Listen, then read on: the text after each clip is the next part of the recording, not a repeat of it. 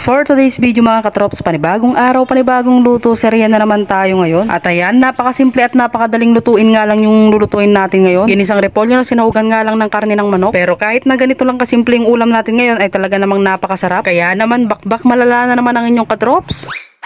So ayun, dahil na-prepare ko na nga lahat yung mga sangkap na gagamitin ko, ay tara, samahan nyo ako at simulan na nga nating magluto. Bale, maggigisa nga lang pala ko dito ng bawang at sibuyas. At nung magisa-gisa na nga ito, ay nilagay ko na nga dito yung pansahog natin na karne ng manok. Igigisa lang natin ito mga katrops hanggang sa magisa syempre. At nung okay na, ay pwede na nga tayo ditong maglagay ng durog na paminta tapos itong patis. At syempre para mas lalong sumarap, ay maglalagay rin tayo dito ng kaunting magic sarap. Saka lang natin ito halo-haluin para mahalo nga yung mga nilagay nating pampalasa. At nung okay na nga ito, ay pwede na nga nating ilagay dito yung mga nahiwang repolyo. Abay, tignan nyo naman yan o, pagkarami-rami. Pero mamaya nga kapag ka maluluto na nga ito ay kukunti din. Ngayon naman ay maglalagay na nga pala ako dito ng asin. At bago nga ako maglalagay ng tubig ay nahalo-halo ko nga muna ito. At ayan, okay na, kaya naman maglagay na nga tayo dito ng tubig para nga kahit papano ay magkaroon nga ito ng sabaw. At pagkalipas nga lang ng mga ilang minuto ay ayan, luto na nga ito ang ating ginasang repolyo na sinahugan ng karne ng manok. O diba, pagkadali-dali nga lang magluto ng ganito, napakasimple lang pero sure na sigurado na napakasarap.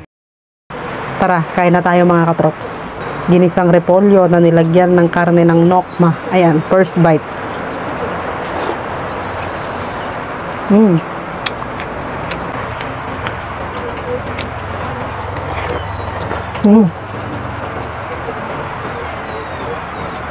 Sarap.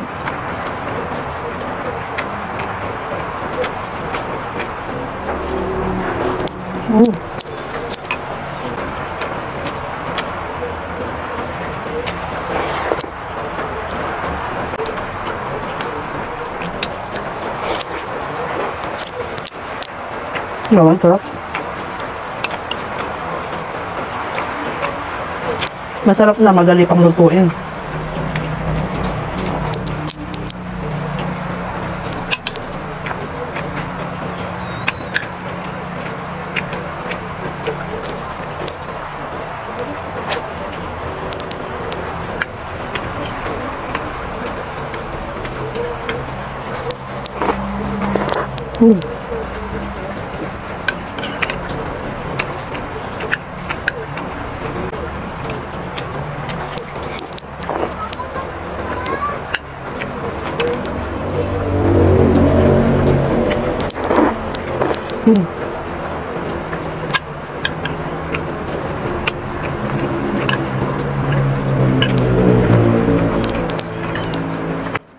So paano ba yan mga katrops? Hanggang dito na lang itong aking vlog. Huwag nyo na rin po palang kalimutang i-like and share tong aking video. Maraming salamat sa panonood. Bye bye!